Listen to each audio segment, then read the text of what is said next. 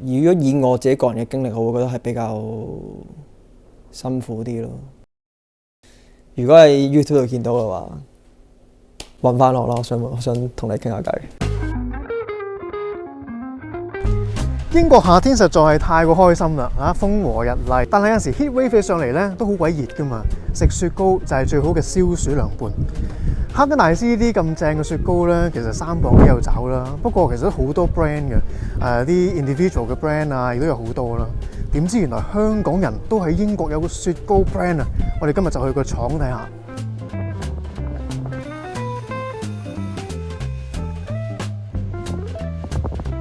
Hello。第一次見你。好，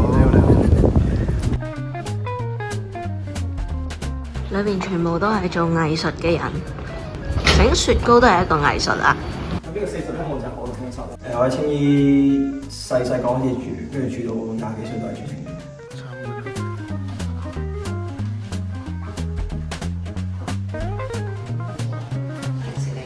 跟住就研究最新研究雪糕嚟講。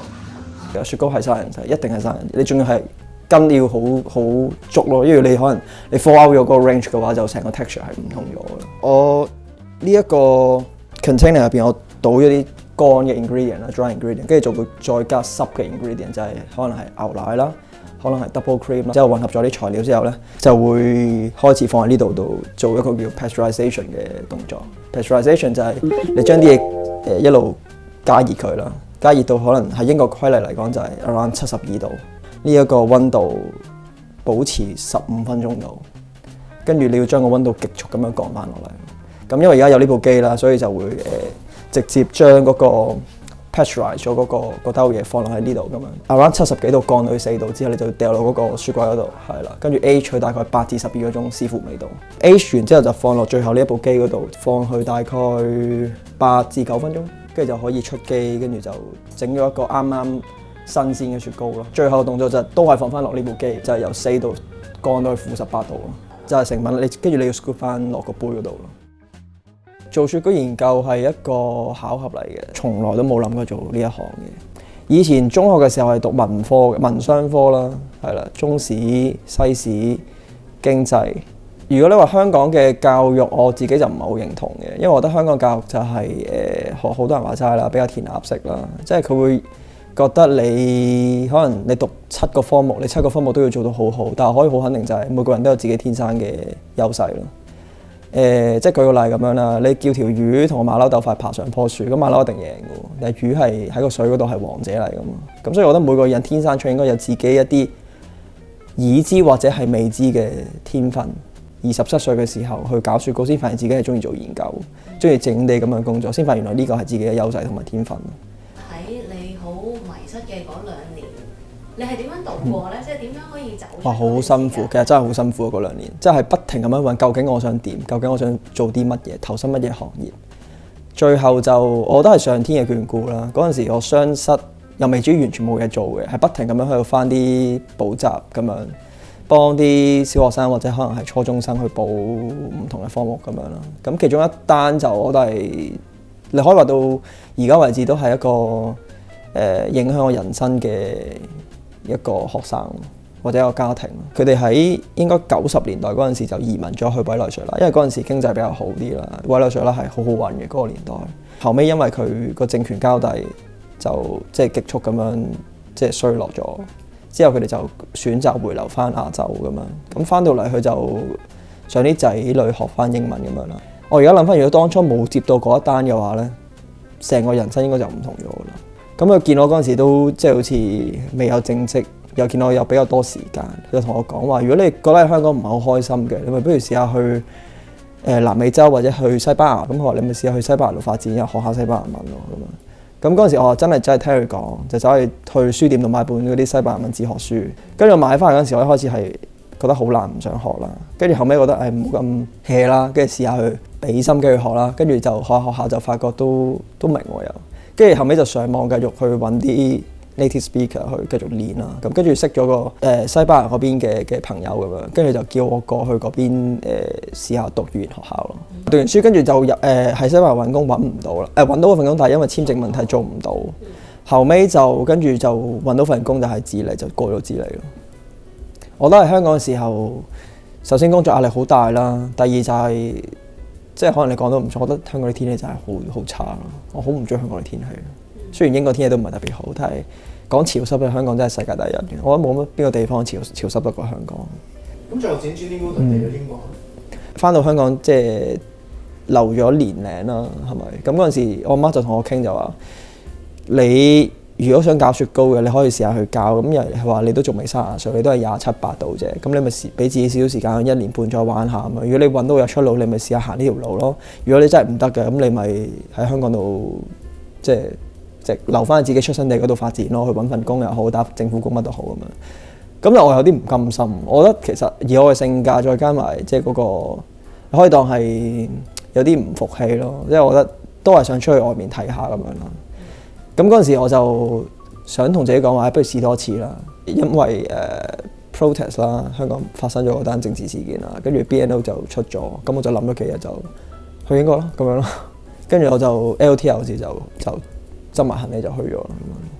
brand name 點樣諗出嚟 brand name 嘅時候都有諗過用啲亞洲元素好啲啊，定用翻啲對我個記憶衝擊比較大啲嘅名咧。咁我最尾都係揀咗La Barceloneta。咁本身係巴塞隆拿一個好出名嘅沙灘。嗰陣時喺西班牙短期留學啦，喺嗰一年入邊就讀書冇乜壓力嘅，係啦，因為嗰啲都唔係話啲咩好學術嘅嘢啦，咁都係半上堂跟住半出去玩咁樣。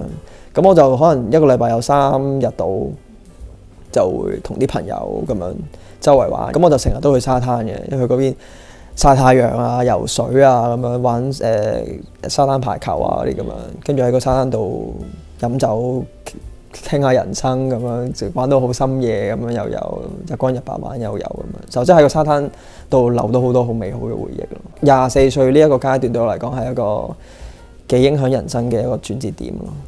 嗰陣時第一次離開亞洲就係去西班牙，係第一個去嘅歐洲國家咯。一個自己決定、自己儲錢、自己去做嘅一個大嘅動作咁樣。同埋當初如果冇接到個學生嘅話，可能最尾真係留咗喺香港。係咯。咁我會多謝翻嗰個人咯。係咯。我唔知佢而家點啊，因為我哋已經冇聯絡，揾唔翻嗰個電話。我知道你過去4、5年都冇翻過香港，冇。點解咧？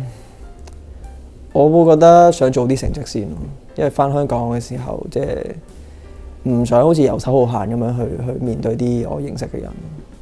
有嗰種壓力咩？係啊，有啊，因為我喺香港嘅時候，成日啲人都覺得我遊手好閒嘅。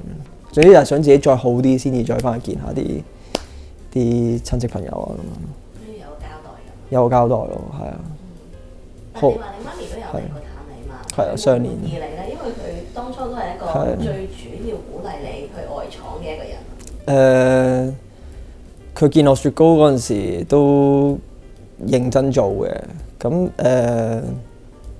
即係佢會再想期待見到更加多好嘅成績咯，變 full time 先咯，係啊，即係穩定啲嘢係即係有晒穩定嘅 supply 咁樣，就唔係而家咁樣研究階段。咁其實而家研究階段都開始步入正軌㗎啦。我 dairy 嗰邊 dairy base 嗰啲都齊㗎啦，因為都整咗70隻味，我都有啲悶啦覺得。我而家都搞緊 vegan 同埋gym 嗰邊咯。所以你個 ultimate goal 係雪糕生意？雪糕生意雙櫃咯，跟住可以喺英國度 settle， 跟住可能接埋我媽過嚟咯。